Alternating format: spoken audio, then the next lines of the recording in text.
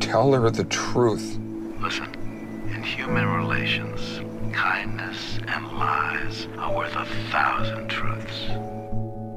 I wasn't actively saying, bring me the most dramatic, dark tale imaginable, but I was reading everything. At the point where this came along, you know, I'd come off a string of comedies and was actually looking to stop and straight tour. Read the script. I think I was probably about 20 pages into it, and I felt like that old cliche of like I was calling my agent before I even finished it.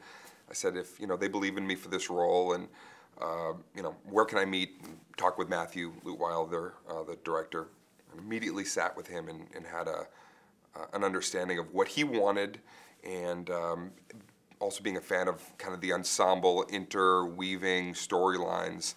It felt like, all right, this is a group effort. No greater space for me to work in.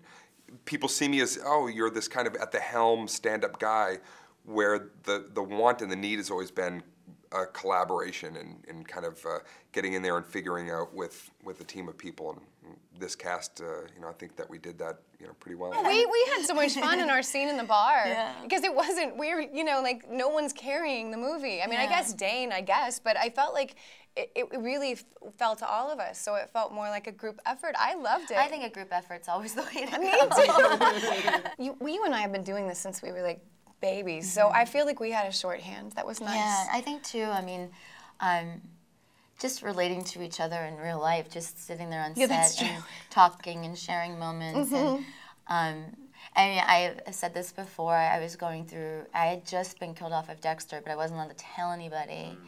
And there was something about Elizabeth where I shared it with her, and then she shared it with me. I'd been killed off 6 months before for Lost, so it was a good timing. And I was still kind of struggling with like how do I handle it, and she just gave me some of the best advice, and I think that kind of immediately created a friendship bond. There's a trust, which was good. And so it's just.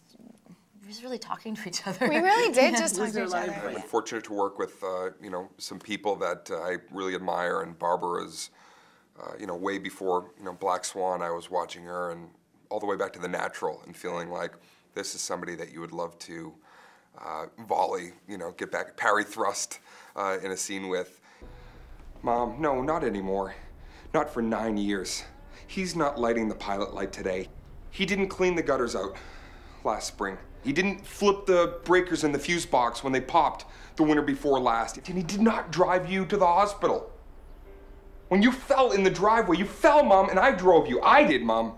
Well, I mean, we didn't, a lot of times he would let the camera just go. And I don't think that Dane and I did, we didn't do a lot of work together because the characters are estranged. Do you mean they're not doing well?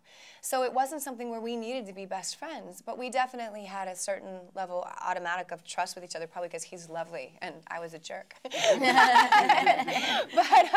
I was amazed at how we would do something or wait, and we were allowed to be given that. And then he kept saying, take more time.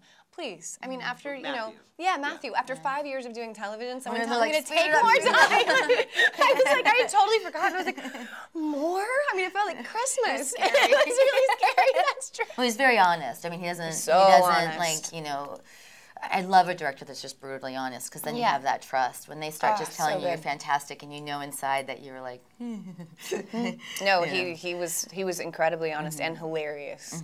Yeah, but I really liked him, and he had a tremendous amount of courage to let the silences play as long as he did.